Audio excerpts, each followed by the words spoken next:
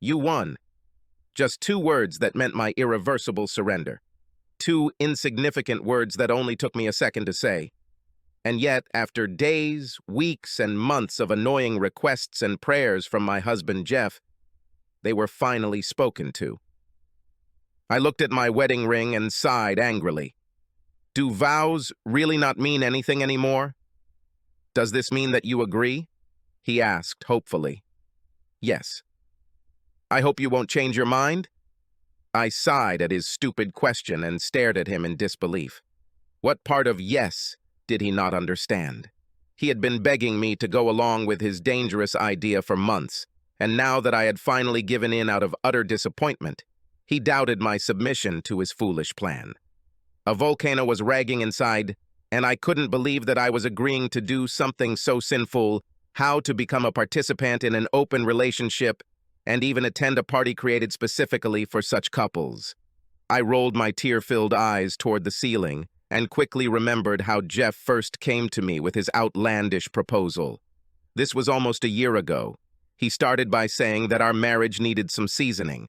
At first, I thought he was talking about going on an exotic vacation or maybe buying me a bunch of sexy lingerie. I even got to the point where I thought he was going to say we should watch some provocative videos. Then I assumed that he was suggesting that we start experimenting with some new positions. At first, he seemed hesitant to tell me what kind of seasoning he was talking about, so I got more information from him. And how do you propose to revive our marriage? Imagine my surprise when he offered me this open relationship. I have always believed that marriage is a sacred matter and an institution that should not be taken lightly. I couldn't imagine a marriage in which either of us would be free to cheat.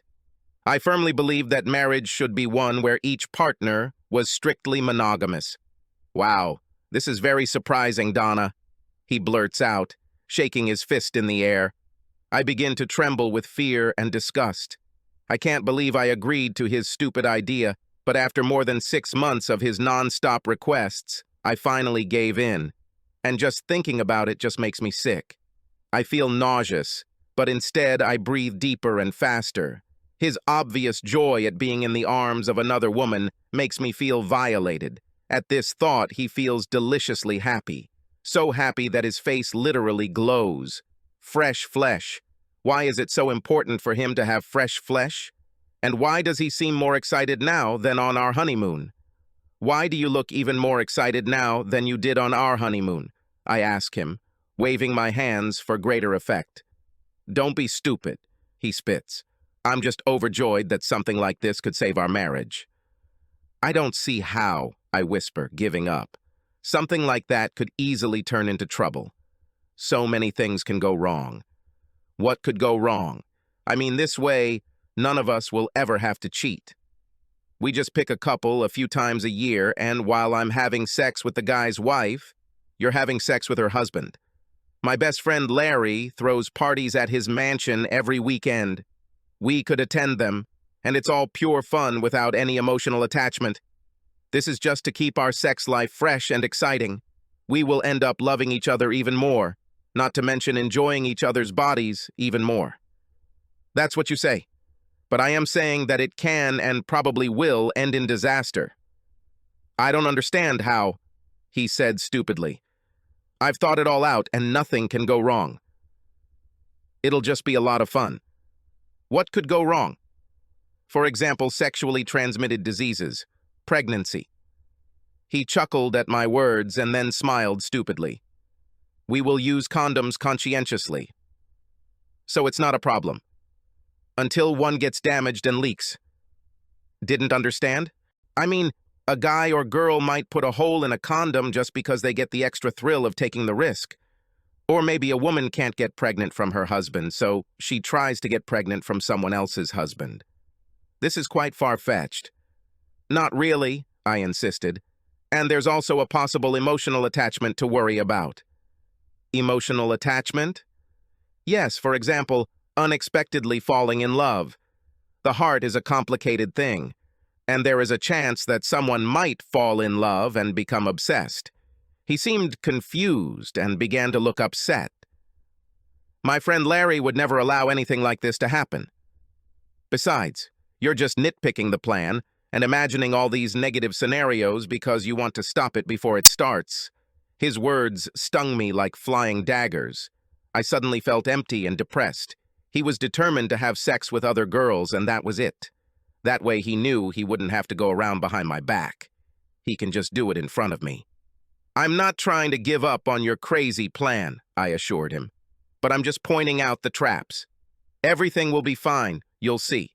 Suddenly, a tear rolled down my cheek, and I felt myself shaking with rage. Doesn't he understand how unfair all this is to me?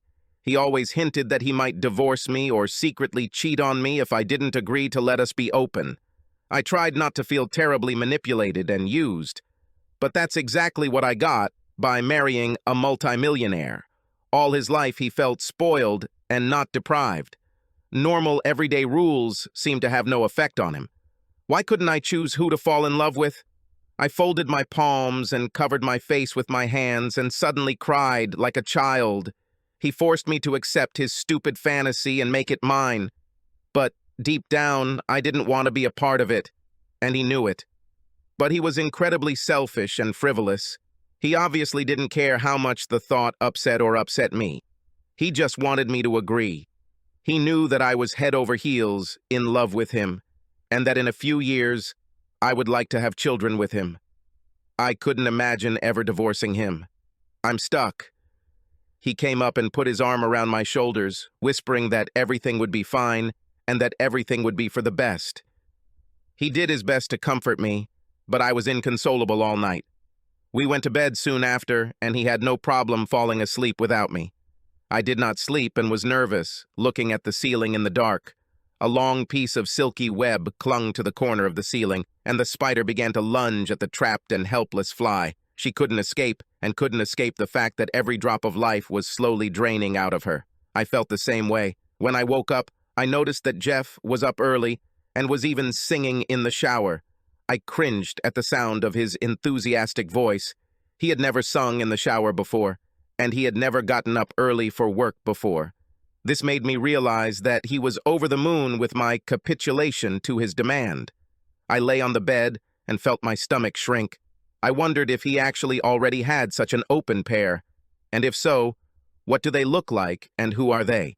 The more I thought about it, the more disgusted I became. Jeff and I had only been married for 3 years, and yet for the past 6 months, he had been constantly telling me that our marriage needed some seasoning if we were to save it. I had to ask myself if the humiliation of my body after I'll have sex with some unknown man will save my marriage.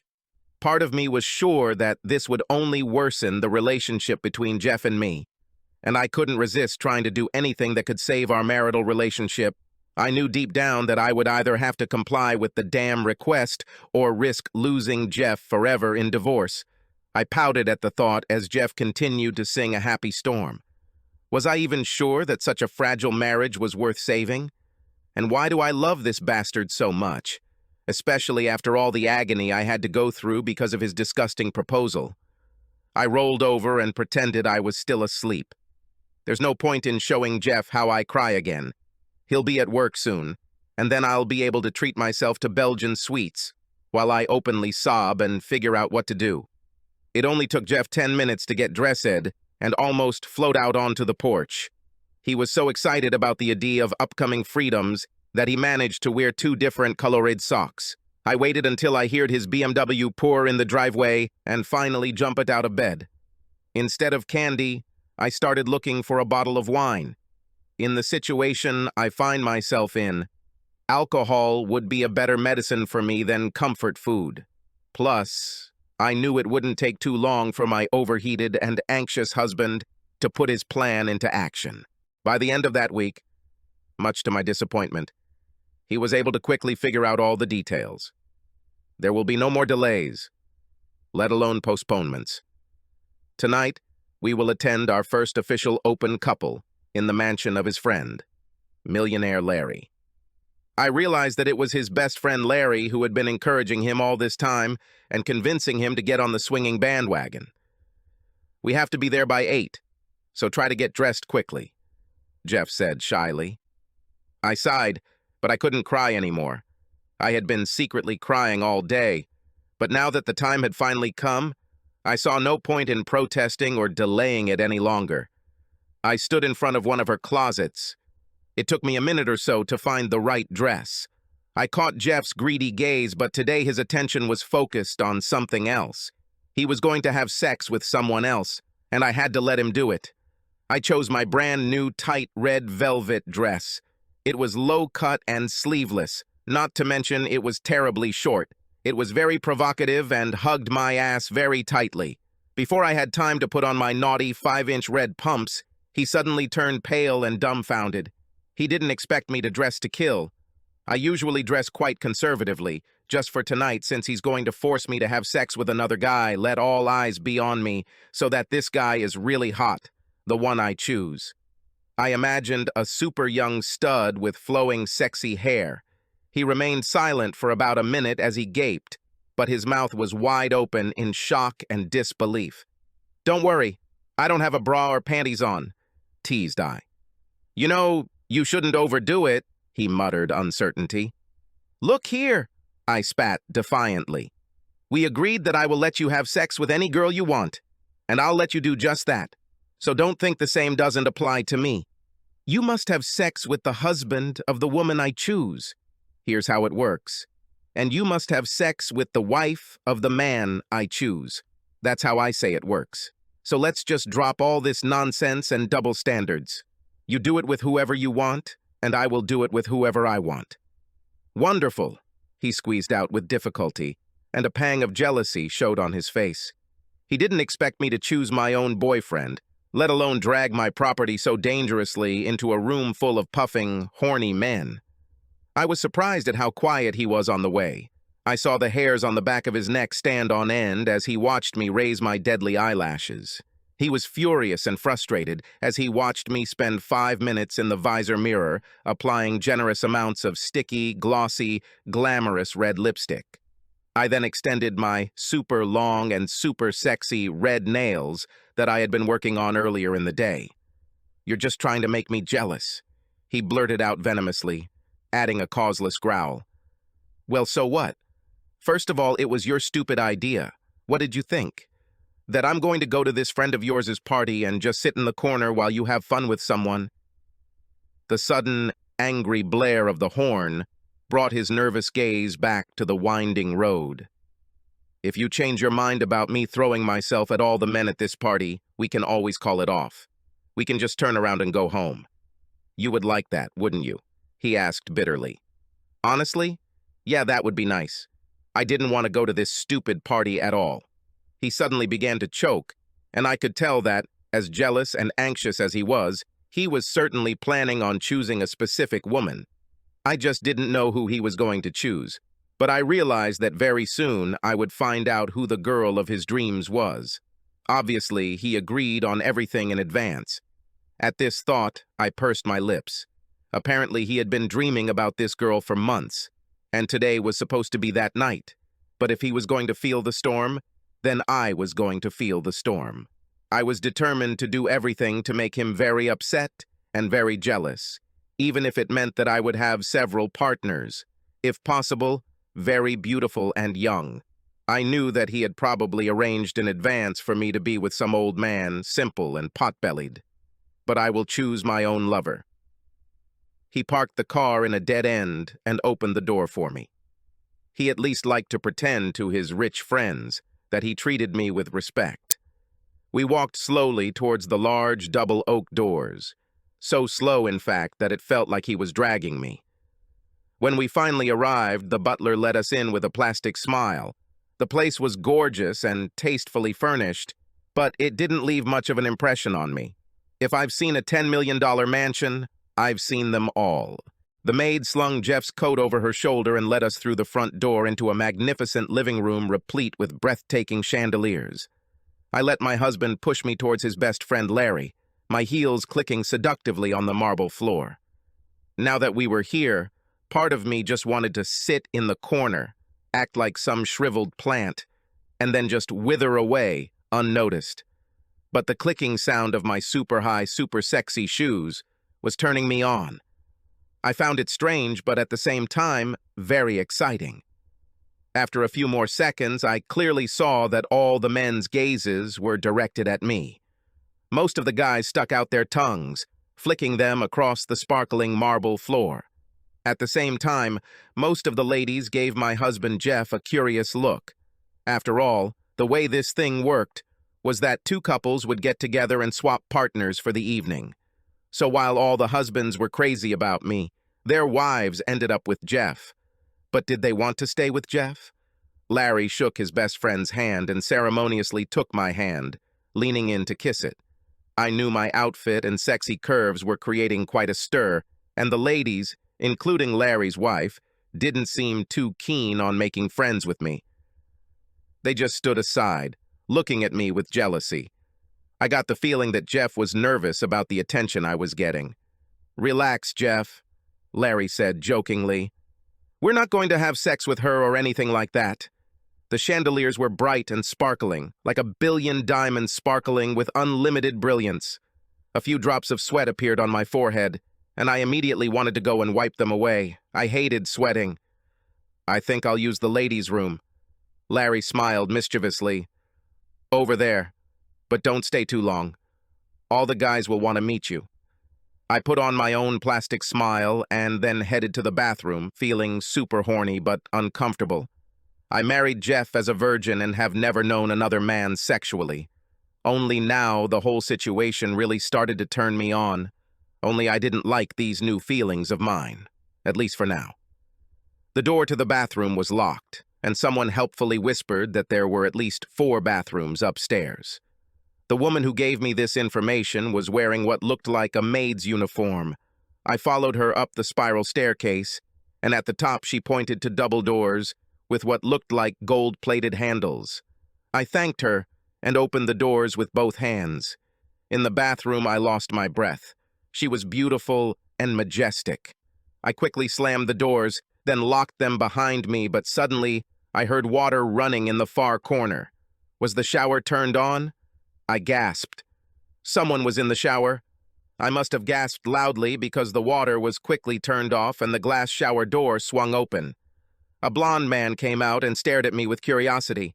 He was naked and all wet. I turned beet red and put my hand to my heart, amazed and impressed. He was handsome and tall, about 6 feet 2 inches. His shoulders were very broad and sexy, and his chest was wiry and muscular. He had rippling abs and truly amazing V-shaped muscles. "I'm very sorry," I blurted out. "I didn't know there was someone here. The maid showed me this bathroom." He smiled nervously at me. "It wasn't the maid. It was my wife, Carol. She loves to wear a maid outfit." "So she knew you were here?" "Oh, yeah. She said she would bring me a partner from downstairs. She desperately wanted to spend the night with Larry's brother, but since he's single, she had to find me a woman, which means it'll be harder for your husband to find a girl. I hope it's not a problem." I started to smile. No guy is going to want to let his wife spend time with Jeff if Jeff's wife is missing. "You're nervous and shaking all over," he said, grabbing a towel and drying himself. I bit my lower lip warily and then shrugged lamely, but sweetly. "This is my first time here. My husband desperately wanted me to agree. But to be honest, I didn't want this." He frowned mockingly and playfully. "So you don't find me attractive?" he said quietly, letting his gorgeous blue eyes sparkle like diamonds. "You are more than attractive," I admitted. "More like the Greek god and the sexiest porn star in the world rolled into one." "So, what is next?" "I do not know what to do. As I said, this is my husband's stupid idea, even though you are 10 times sexier and more beautiful than him." "My name is Mike." "I'm Donna." "You really are a hot beauty," he whispered in awe, devouring me with his amazing eyes. I found that my face was flushed. As much as I hated the whole idea, there was no denying that this guy was super hot and super desirable. He moved towards me, letting the towel fall to the ground. Part of me wanted to back away so I wouldn't have to do this to Mike or anyone else. Maybe run and hide under a bed or in a closet somewhere for the rest of the night. Another part of me wanted to leave Mike and find some pot-bellied, lame old man who would at least keep the sex mercifully short and unpleasant. "You're nervous and unsure, aren't you?" he said, his perfect, dazzling teeth completing his mesmerizing smile. I started to sweat and worry. He was too damn handsome and too sexy for me to run away from, and we both knew it. He was also undoubtedly a guy who knew exactly how to use all his charm. I froze when he stepped towards me. His muscular arms suddenly wrapped around me, and his long, silky blonde hair pressed teasingly against my smooth, trembling neck. His lips were cherry red and juicy, pressing like delicious fire against my defenseless mouth. His arms lift me into the air and sit me on the countertop, my back to the fancy tiled wall. He kissed me feverishly, knowing it would easily melt away any lingering resistance in my anxious mind. I pushed against the ledge, tearing off my red velvet dress until it fell to the floor, leaving me completely naked. But I kept my sexy 5-inch pumps on. Their color matched my lips and long, stunning nails. He kissed much more skillfully than I could have imagined, and within minutes my temperature was out of control. His hands were warm and skillful, rubbing my thighs, and his kisses continued to feel incredibly amazing, filling me with a bliss too delicious for words. Suddenly there was a knock on the door. The knocking was desperate and lewd. We stopped kissing for a moment when Jeff's voice came from behind the locked door. "Donna, are you there?" "There's no one here but me," Mike shouted to him. There was a pause, then we heard the sound of Jeff's frantic footsteps running away to search the rest of the top floor. Apparently, the husband of the wife he chose sent Jeff to look for me, but none of them will find me. Mike took advantage of the fact that I was wide-eyed and quickly continued kissing me. His skillful lips made my face, neck, and chest tremble with unbridled glee. We enjoyed the moment, pulling each other closer. I had never felt such amazing joy before, and I doubted he had either. The accumulation and mutual release was simply amazing. When all was said and done, Mike and I slid onto the floor and chatted pleasantly for the rest of the evening. Then we took a shower and freshened up. We made a pact that we would continue to meet at these weekly swingers parties, but we would keep our sex a secret. We also agreed to never use a condom. Skin to skin was beyond heaven. I also told Mike that whenever I got pregnant with his child, I would just pretend that one of Jeff's condoms broke, so that my husband would take the blame. My husband is very jealous and very selfish. He would go crazy if he knew that I plan to pay attention to a super handsome guy like you every week. Don't worry, we will lock ourselves in this bathroom every time. It will be our secret, Mike told me, winking playfully. I finished brushing my hair and kissed Mike generously on his amazing lips. Then I walked out the door. He let me leave the bathroom first. We didn't want to be seen leaving together. "I couldn't find you," Jeff blurted out as I walked down the stairs. He looked up the stairs but saw no one. "I chickened out," I lied. "I hope you forgive me. I hid in the bedroom and just fell asleep. I wanted to pick some old guy for you, but I guess I just couldn't." He frowned and blushed. "I hope you're not going to ruin everything for me. I spent this evening with a very cute redhead.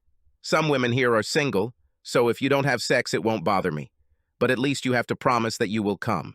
They won't let a guy in without a partner. House rules. But they don't keep track of what's going on here. So promise me you'll come every week, even if you don't have sex with anyone." "I will continue," I assured him. "Thank you for letting me win," he said joyfully, his face beaming from ear to ear. "I'll let you win week after week," I lied.